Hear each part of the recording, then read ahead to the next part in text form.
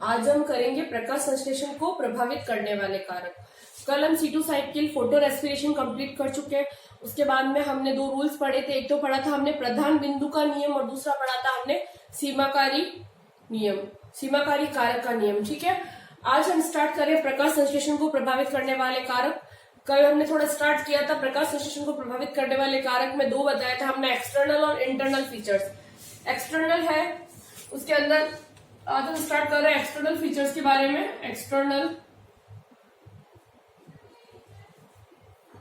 में फर्स्ट हमने पढ़ा था प्रकाश, थोड़ा स्टार्ट किया था प्रकाश में। हमने बताया था कि फोटोसिंथेसिस के लिए कौन सी लाइट यूज होती है। फोटोसिंथेसिस के लिए, प्रकाश संश्लेषण के लिए प्रकाश की वह रेंज या लाइट की वो रेंज जो यूज होती है उसे बोलते हैं फोटो एक्टिव रेडिएशन, PAR। और PAR कौन सी है हमारी? PAR होती है 400 to 700 नैनोमीटर। इसको हम ऐसे लिख सकते हैं 400-700 नैनोमीटर। से पीछे जाते हैं तो कौन सी आती है? UV। और इससे ऊपर जाते हैं तो आती है हमारी 750 से आती है हमारी इंफ्रा रेडिएशन। और ये है PAR, फोटो एक्टिव रेडिएशन, जो कि प्लांट्स यूज करते हैं फोटोसिंथेसिस में। ठीक है, PAR प्रकाश की वह रेंज होती है जो फोटोसिंथेसिस में प्लांट्स के द्वारा यूज की जाती है और जिसकी रेंज है 400 to 700 नैनोमीटर। ठीक है, सोलराइजेशन में 0.18 वोल्ट E0 से अधिक प्रकाश की विद्युत चुंबकीय तरंगे प्रकाश संश्लेषी वर्णकों के अपघटन की प्रक्रिया को सोलराइजेशन, वर्णकों का सोलराइजेशन कहते हैं। अब एक पॉइंट है सोलराइजेशन। सोलराइजेशन क्या होता है? सोलराइजेशन, इसके बारे में एक पॉइंट है, उसके बारे में समझाना चाहती हूँ। 0.8 वोल्ट E0 से अधिक, ठीक है, अधिक प्रकाश की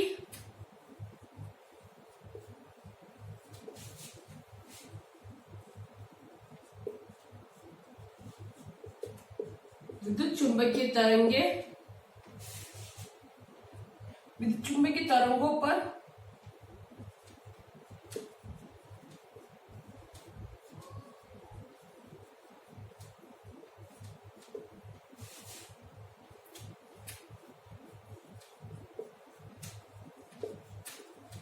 की अपघटन की प्रक्रिया, ठीक है, को हम क्या बोलेंगे? सोलराइजेशन। प्रकाश संश्लेषी वर्णकों का प्रकाशिक अपघटन भी कह सकते हैं। इसे हम क्या कह सकते हैं? प्रकाश संश्लेषी वर्णकों का प्रकाशिक अपघटन।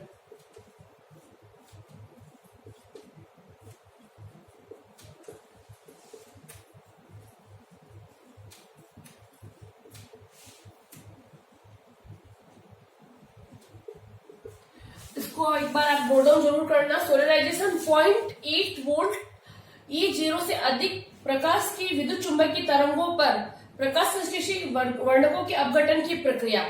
जब हम 0.8 वोल्ट E0 से अधिक प्रकाश की विद्युत चुंबकीय तरंगे प्रकाश संश्लेषी वर्णकों पे पड़ती है तो प्रकाश संश्लेषी वर्णकों का अपघटन हो जाता है। उसकी इस प्रक्रिया को बोलते हैं सोलराइजेशन। इसको हम बोल सकते हैं प्रकाश संश्लेषी वर्णकों का प्रकाशिक अपघटन, प्रकाश संश्लेषी वर्णकों का फोटोसिंथेटिक पिगमेंट्स का फोटोलाइसिस, ये भी कह सकते हैं हम प्रकाशिक अपघटन। तो होता क्या है? 0.8 वोल्ट E0 से अधिक प्रकाश की विद्युत चुंबकीय तरंगों पर प्रकाश संश्लेषी वर्णकों का अपघटन की प्रक्रिया को हम बोलते हैं सोलराइजेशन। और इसी को बोलते हैं प्रकाश संश्लेषी वर्णकों का प्रकाशिक अपघटन, फोटोसिंथेटिक पिगमेंट का फोटोलाइसिस। ठीक है, आया समझ में? यदि सामान्य प्रकाश तीव्रता में वृद्धि करते हैं तो प्रकाश संश्लेषण होता क्या? सामान्य, अगर जो सामान्य प्रकाश की तीव्रता होती है, सामान्य प्रकाश तीव्रता में अगर वृद्धि करते हैं, अगर उसको इंक्रीज किया तो क्या होगा? इंक्रीज करते हैं तो क्या होगा? सामान्य प्रकाश संश्लेषण, जो प्रकाश की तीव्रता को अगर सामान्य अधिक करेंगे तो क्या होगा? सामान्य से थोड़ा अधिक किया तो क्या होगा? प्रकाश संश्लेषण बढ़ेगा। प्रकाश संश्लेषण में इंक्रीज होगा, लेकिन अगर उसे बहुत ज्यादा तीव्रता अधिक होगी, ये तो है कि भाई सामान्य प्रकाश की तीव्रता है, और अत्यधिक करने पर अत्यधिक तीव्रता हो जाएगी तो क्या होगा, प्रकाश संश्लेषण कम हो जाएगा। ठीक है, अगर सामान्य प्रकाश जो प्रकाश की जो तीव्रता है वो सामान्य प्रकाश की तीव्रता में वृद्धि करते हैं, तब तो क्या होता है, सामान्य किया हमने जनरल प्रकाश की इंटेंसिटी को अगर बढ़ाया, प्रकाश को अगर बढ़ाया, सामान्यतः जनरल बढ़ाया तो क्या हुआ, थोड़ा ही बढ़ाया, तब तो क्या प्रकाश संश्लेषण में वृद्धि। और अगर हमने बहुत ज्यादा ही प्रकाश को बढ़ा दिया, अत्यधिक प्रकाश बढ़ा दिया, तो क्या होगा, प्रकाश संश्लेषण कम हो जाएगा, या फिर उसको बोल सकते हैं प्रकाश संश्लेषण स्टॉप, रुक जाएगा। ठीक है, आया समझ में यहाँ तक? इसका कारण क्या है? इसका कारण है सोलराइजेशन। जब प्रकाश की तीव्रता अत्यधिक होती है तो उस समय क्या होता है, सोलराइजेशन, जिसकी वजह से क्या होगा, फोटोसिंथेसिस रुक जाएगा। ठीक है, आया समझ में? अगर लाइट के बारे में लिखे तो लाइट के अंदर हम अलग अलग फीचर्स है लाइट के। प्रकाश या लाइट एक ही चीज होती है। फर्स्ट फीचर है इसका प्रकाश का तरंगदैर्ध्य,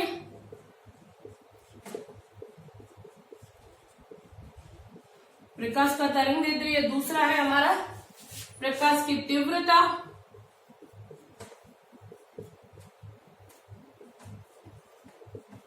और तीसरा है हमारा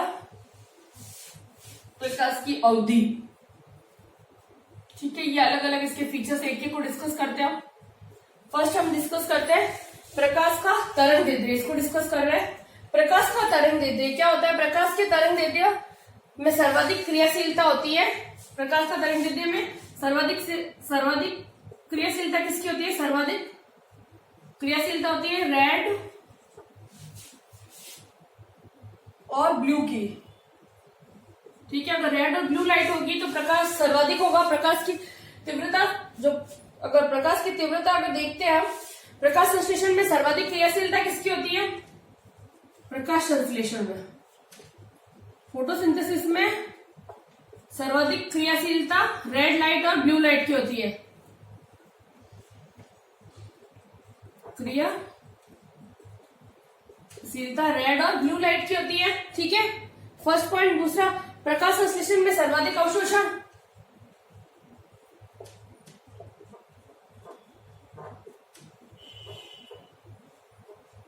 अवशोषण किसका होता है? सर्वाधिक अवशोषण होता है हमारा ब्लू एंड रेड लाइट का। ठीक है, सर्वाधिक क्रियाशीलता रेड और ब्लू लाइट की होती है। रेड लाइट की ज्यादा तो उससे कम ब्लू लाइट की। सर्वाधिक अवशोषण होता है ब्लू लाइट और रेड लाइट का।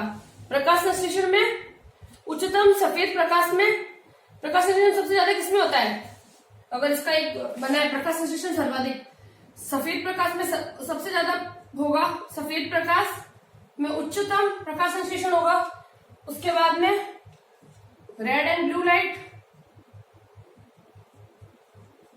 रेड और ब्लू लाइट ब्लू कलर में, और सबसे कम होगा ग्रीन लाइट में।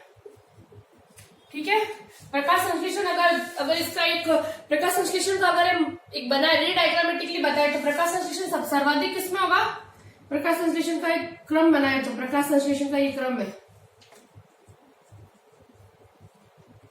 सर्वाधिक प्रकाश संश्लेषण होगा सफेद प्रकाश में, क्योंकि इसके अंदर मिश्रित प्रकाश होता है। दूसरा, उससे कम होगा रेड में, और सबसे कम होगा ग्रीन लाइट में, मिनिमम। ठीक है, इसका कारण क्या है? पत्तियां हरे प्रकाश को अवशोषित नहीं करती। इसका कारण क्या है? ग्रीन लाइट का सबसे कम क्यों होता है? क्योंकि इसका रीजन क्या है? कारण क्या है? कारण है लीफ ग्रीन लाइट को एब्जॉर्ब नहीं करती, को अवशोषित नहीं करती। ठीक है, आए समझ में? लाइट के हमने तीन बताया। पहले प्रकाश तरंगदैर्ध्य, दूसरा प्रकाश की तीव्रता, तीसरा प्रकाश की अवधि। सॉरी, इसका अवधि लिखना था। प्रकाश की अवधि। तो फर्स्ट जो हम बता रहे हैं प्रकाश की तरंगदैर्ध्य को डिटेल में पढ़ेंगे। प्रकाश का तरंगदैर्ध्य में प्रकाश संश्लेषण सर्वाधिक रेड लाइट में और ब्लू लाइट में होता है। प्रकाश संश्लेषण की सर्वाधिक क्रियाशीलता रेड और ब्लू लाइट में होती है। ठीक है, और सर्वाधिक अवशोषण करता है ब्लू और रेड लाइट को। और अगर इसका क्रम बनाया हम पूरा, तो सबसे ज्यादा प्रकाश संश्लेषण सफेद प्रकाश में होता है, उससे कम प्रकाश संश्लेषण ब्लू और रेड लाइट में और सबसे कम होगा ग्रीन लाइट में। इसका कारण है कि जो पत्तियां होती है वो ग्रीन लाइट को एब्जॉर्ब नहीं करती है, इसलिए ग्रीन लाइट में प्रकाश संश्लेषण सबसे कम होता है। ठीक है, अब नेक्स्ट है प्रकाश की तीव्रता। ये तो हो गया। अब नेक्स्ट डिस्कस करते हैं हम प्रकाश की तीव्रता में क्या होता है। प्रकाश की तीव्रता के आधार पर पौधों को दो भागों में बांटा, एक तो है छाया प्रिय और एक प्रकाश प्रिय। एक तो होते हैं प्रकाश प्रिय पौधे और एक होते हैं छाया प्रिय पौधे। ठीक है, तो इनको बोलते हैं हिलियोफाइट, प्रकाश प्रिय को बोलते हैं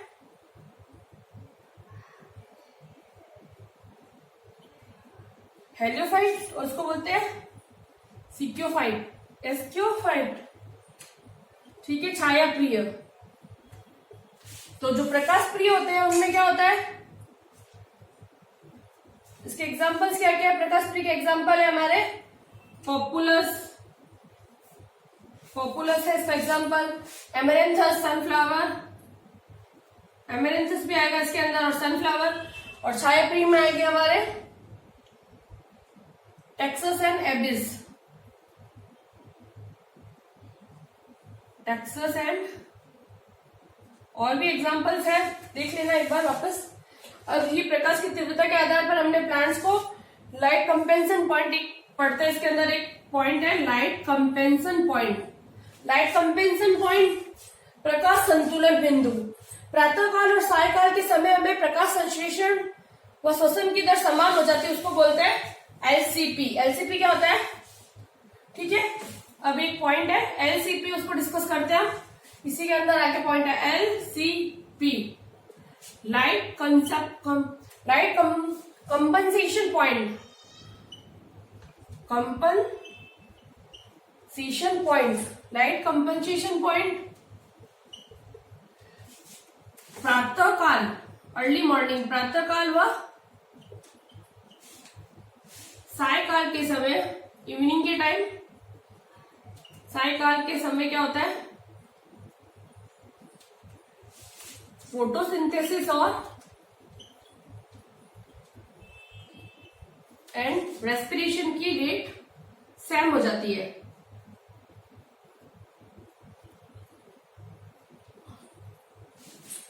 सेम हो जाती है तो इसको हम बोलते हैं, इसको लिख सकते हैं रेट समान हो जाती है, तो इसको हम बोलते हैं एलसीपी, लाइट कंपनसेशन पॉइंट या प्रकाश संतुलन बिंदु। कब होता है, प्रातःकाल, अर्ली मॉर्निंग एंड इवनिंग के समय में क्या होता है, जो फोटोसिंथेसिस और प्लांट्स के अंदर फोटोसिंथेसिस और रेस्पिरेशन की रेट बराबर हो जाती है, उसको हम बोलते हैं लाइट कंपनसेशन पॉइंट, प्रकाश संतुलन बिंदु। ये सब पॉइंट साथ साथ में लिखते रहिए, बहुत काम आने वाले हैं आपके एग्जाम में, कई बार छोटे क्वेश्चन आते हैं। तो ये एलसीपी के दौरान होता क्या है, एलसीपी के दौरान अगर देखते हैं तो जब एलसीपी के दौरान क्या होता है, एनटीपी इक्वल्स टू 0 होती है। एनटीपी है नेट प्राइमरी प्रोडक्टिविटी, इसको ऐसे लिख सकते हैं,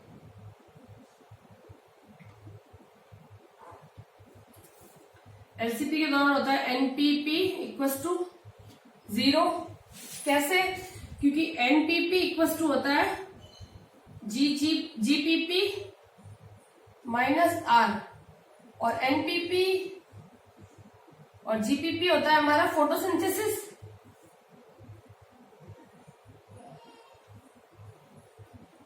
जीपीपी इक्वल्स टू फोटोसिंथेसिस, तो NPP equals to 1 minus 1 equals to 0, और एनपीपी होता है नेट प्राइमरी प्रोडक्टिविटी। ठीक है, होता है क्या है फोटोसिंथेसिस, इसको एक बार हम एक बनाते हैं, उसके थ्रू हमें पता चलेगा, और लाइट कंपनसेशन पॉइंट के बारे में एक थोड़ा सा डायग्राम थोड़ा सा बताते हैं। एक टाइम यहाँ तो लिख दिया हमने समय, और यहाँ लिख दिया हमने फोटोसिंथेसिस, और दूसरा यहाँ पे रेस्पिरेशन। ठीक है, समय मतलब अगर प्रातःकाल के समय में क्या होता है, प्रातःकाल के समय में फोटोसिंथेसिस और रेस्पिरेशन के बराबर होती है, फिर दिन के समय कौन सा हो गया, दोपहर में। दोपहर में क्या होता है, फोटोसिंथेसिस तो 10 होगी और रेस्पिरेशन 1 ही होगी। और सायकाल में फोटोसिंथेसिस और रेस्पिरेशन दोनों बराबर होती है। और फिर है रात में फोटोसिंथेसिस होती ही नहीं है और केवल रेस्पिरेशन होती है। ठीक है, आए समझ में ये चारों पॉइंट एलसीपी के हिसाब से लिखा है मैंने। तो प्रातः काल के समय फोटोसिंथेसिस और रेस्पिरेशन समान है तो 1:1 लिख सकते हैं। दिन के समय फोटोसिंथेसिस ज्यादा होगा, रेस्पिरेशन बहुत कम होगा तो 10:1 लिख सकते हैं। सायकाल के समय दोनों बराबर होती है और रात के समय फोटोसिंथेसिस होगी ही नहीं क्योंकि लाइट ही नहीं है, केवल रेस्पिरेशन होता है। ठीक है, अब हम पढ़ते हैं प्रकाश की अवधि के बारे में।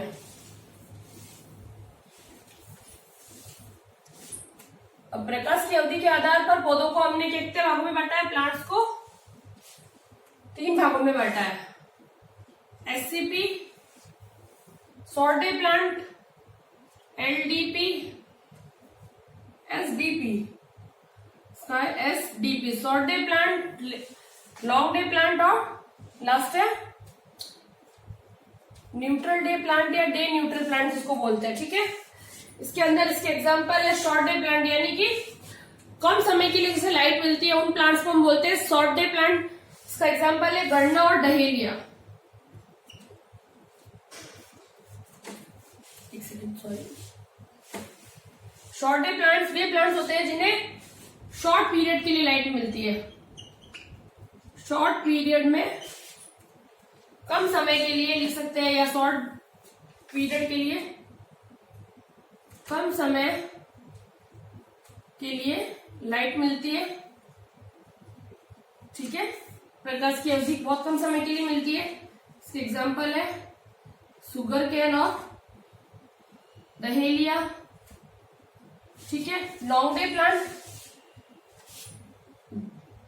लंबे समय के लिए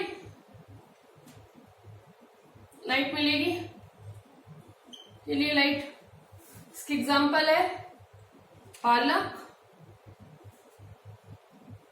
चुकंदर, मूली, गेहूं। ठीक है, और डे न्यूट्रल प्लांट्स में क्या होता है, इनमें न्यूट्रल डे पीरियड मतलब न्यूट्रल उदासीन होते हैं, ये न्यूट्रल डे पीरियड तक मिलती है लाइट। ठीक है, इसके एग्जांपल है कपास, ककड़ी।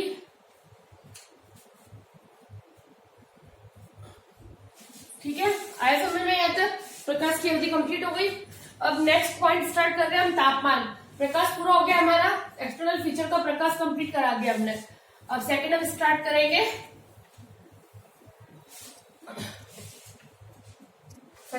करेंगे, तापमान।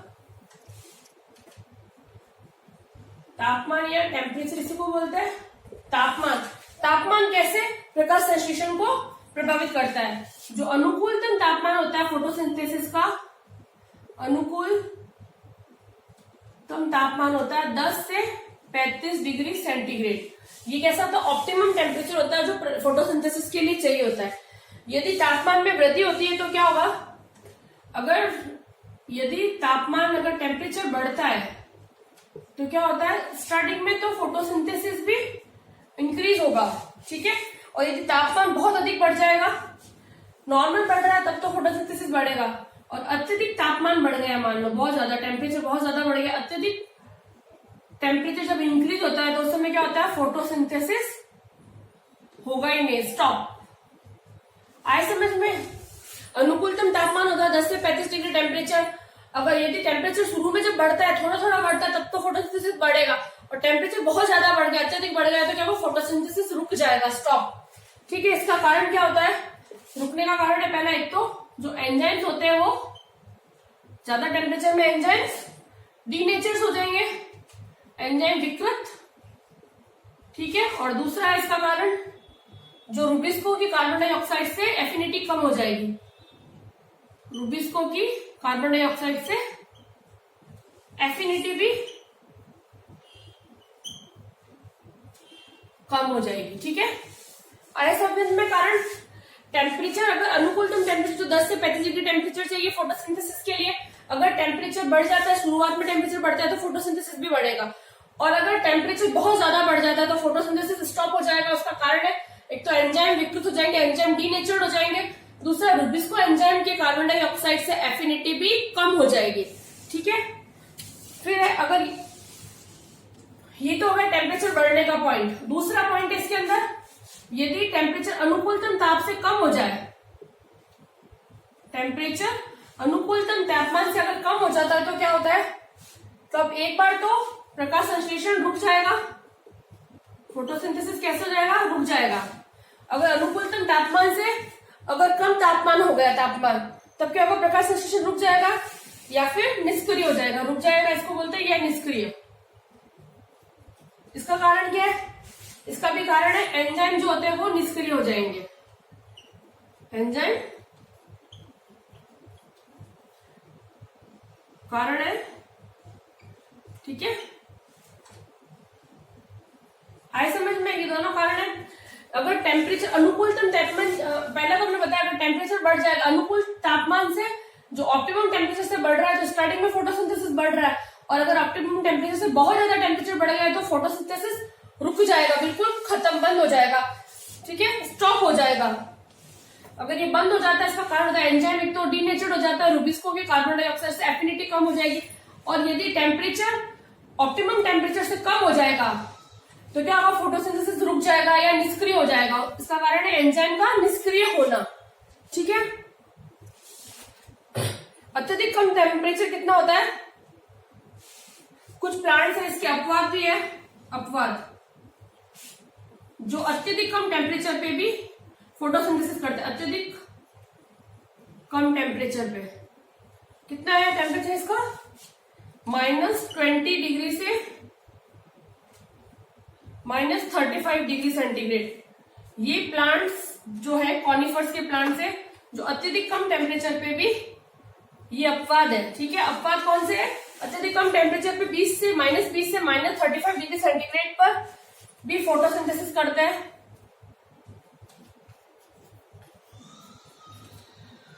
ये कौन से प्लांट्स है, ये प्लांट्स है हमारे कॉनिफर, जो शंकुधारी प्लांट्स होते हैं ना, कॉनिफर्स।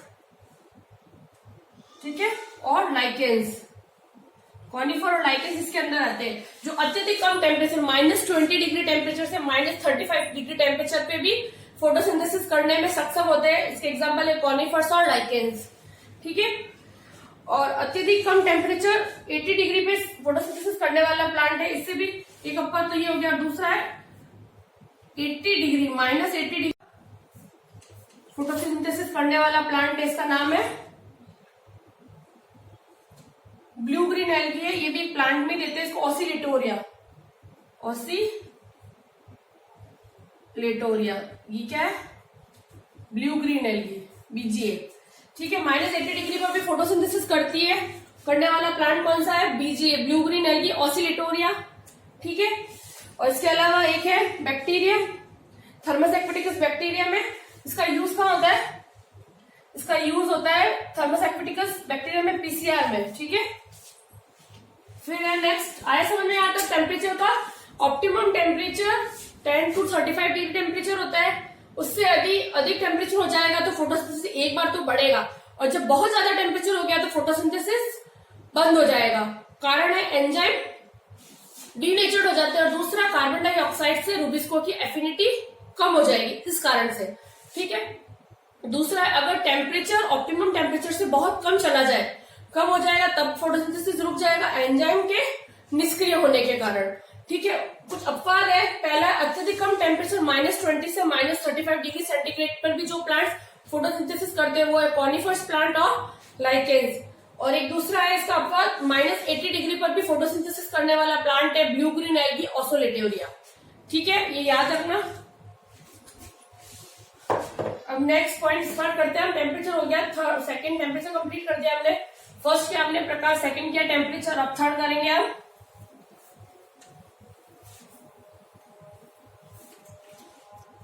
थर्ड हम करेंगे कार्बन डाइऑक्साइड। अगर देखें तो एटमॉस्फेयर में कितनी है टेम्परेचर, एटमॉस्फेयर में अगर देखते हैं हम वायुमंडल में 0.003 से लगाकर 0.5% तक कार्बन डाइऑक्साइड प्रेजेंट है। ठीक है, इतनी है वो कार्बन डाइऑक्साइड एनवायरमेंट में। इसको हम लिख सकते हैं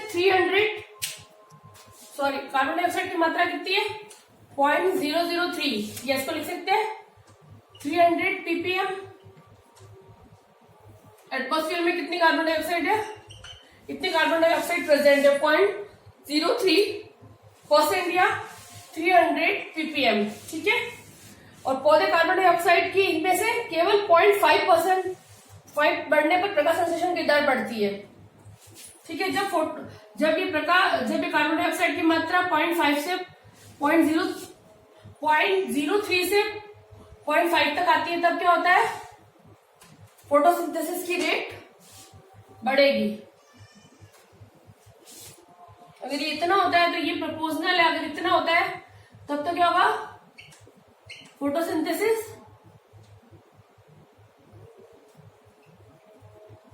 भी इंक्रीज होगा। ठीक है, इसको ऐसे लिख सकते हैं, अगर जो एटमॉस्फेयर में जो कार्बन डाइऑक्साइड है 0.03%, वो 0.03% से 0.5% आती है, तब तो फोटोसिंथेसिस बढ़ता है। ठीक है, यदि कार्बन डाइऑक्साइड की मात्रा 0.05 से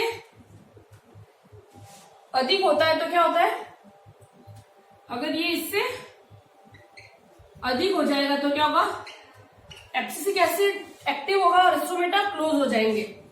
abscisic acid active, then stomata close, तो फोटोसिंथेसिस स्टॉप, फोटोसिंथेसिस भी नहीं होगा। ठीक है,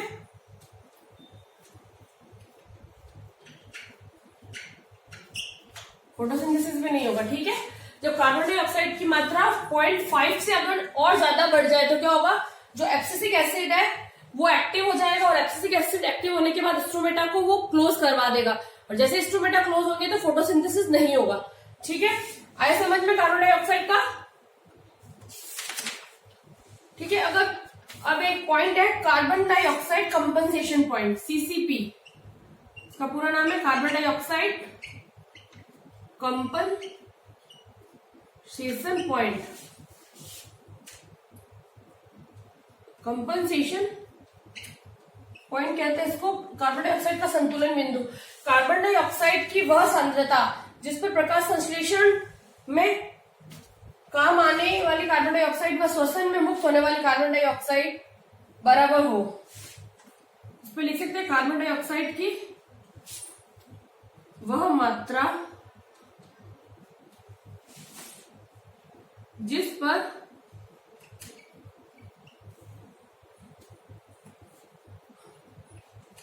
पर प्रकाश संश्लेषण में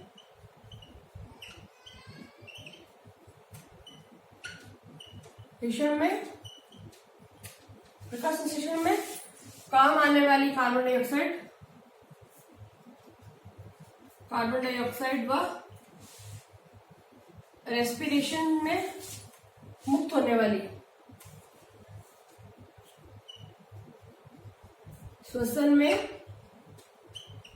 मुक्त होने वाली कार्बन डाइऑक्साइड की मात्रा बराबर हो। ऐसे लिख सकते हैं, फोटोसिंथेसिस की कार्बन डाइऑक्साइड और रेस्पिरेशन की कार्बन डाइऑक्साइड की मात्रा अगर बराबर हो, यानी कि फोटोसिंथेसिस में जो कार्बन डाइऑक्साइड की मात्रा काम में लेते हैं वो, और रेस्पिरेशन में जो कार्बन डाइऑक्साइड मुक्त होती है, उन दोनों की मात्रा अगर समान हो जाए तो उसको बोलते हैं सीसीपी या कार्बन डाइऑक्साइड कंपनसेशन पॉइंट। ठीक है, इसकी अगर वैल्यू देखते हैं तो क्या होता है, C3 प्लांट में कितनी होगी,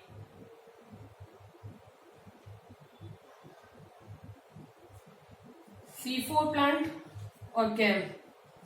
C3 प्लांट में ये होती है 40 to 100 ppm, C4 में 8 to 10 ppm, क्योंकि हमने पहले पढ़ा था C4 प्लांट में अगर कम कार्बन डाइऑक्साइड होती है तब भी वह आराम से ग्रो कर पाते हैं, और इसीलिए बोलते हैं C4 प्लांट सर्वाधिक पृथ्वी में मिलने वाले पादप है और आसानी से जी पाता है ये भी। और कैम्प में भी 40 to 100 ppm।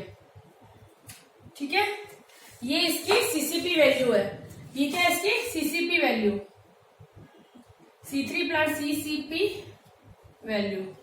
C3 प्लांट्स के अंदर CC 40 to 100 ppm, C4 में 8 to 10 ppm और कैम में 40 to 100। ठीक है, ओके। अब नेक्स्ट स्टार्ट करते हैं हम ऑक्सीजन की मात्रा। ठीक है, यहां तक हो गया कार्बन डाइऑक्साइड का। अब नेक्स्ट पॉइंट है हमारा ऑक्सीजन की मात्रा।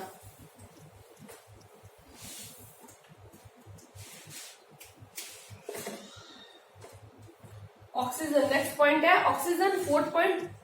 तो ऑक्सीजन है तो ऑक्सीजन की पॉइंट, ऑक्सीजन की मात्रा। अगर ऑक्सीजन की मात्रा में अगर लिखे हम की मात्रा, अगर 2 पॉइंट ऐसे लिख सकते हैं हम पॉइंट बना के। अगर ऑक्सीजन की मात्रा कम होगी तो क्या होगा, ऑक्सीजन की मात्रा कम होगी या फिर अधिक होगी तो क्या होगा, इनके बारे में लिखते। अधिक, कम होने पे क्या होगा, जो रूबिस्को है, रूबिस्को क्या करेगा, कार्बोक्सिलेज करेगा, कार्बोक्सिलेज की तरह कार्य करेगा और 2 PGA बनेगा और जिससे फोटोसिंथेटिक प्रोडक्टिविटी भी बढ़ेगी।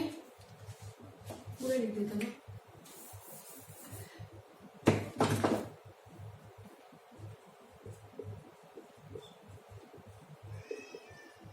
ठीक है, जिससे क्या होगा, फोटोसिंथेटिक प्रोडक्टिविटी बढ़ेगी, उत्पाद बढ़ेगा, प्रोडक्टिविटी बढ़ेगी। ठीक है, और अगर ऑक्सीजन की मात्रा अधिक होगा तो क्या होगा, रूबिस्को ऑक्सीजनेज की तरह कार्य करेगा। तो क्या होगा, तब क्या होगा, एक तो पीजीए बनेगा जिससे फोटोसिंथेटिक प्रोडक्शन कम होगा, फोटोसिंथेटिक प्रोडक्ट कम बनेगा, डिक्रीज होगा। और ये हमें C3 प्लांट में मिलता है, यह C3 प्लांट में मिलेगा। चलो मैं एक बार वापस डिस्कस कर लेती हूँ। जब प्लांट्स के अंदर ऑक्सीजन की मात्रा बहुत कम होगी, उस समय ऑक्सीजन की मात्रा कम होने पर प्लांट्स में रूबिस्को एंजाइम कार्बोक्सिलेज की तरह कार्य करेगा, 2 PGA बनेगा जिससे फोटोसिंथेटिक प्रोडक्टिविटी बढ़ेगी। अगर प्लांट्स में ऑक्सीजन की मात्रा अधिक होगी तो जो प्लांट्स के अंदर जो रूबिस्को एंजाइम होता है वो ऑक्सीजनेज एक्टिविटी दर्शाएगा, ऑक्सीजनेज की तरह कार्य करेगा जिससे 1 PGA बनेगा। इसका मतलब फोटोसिंथेटिक प्रोडक्ट भी कम बनेगा।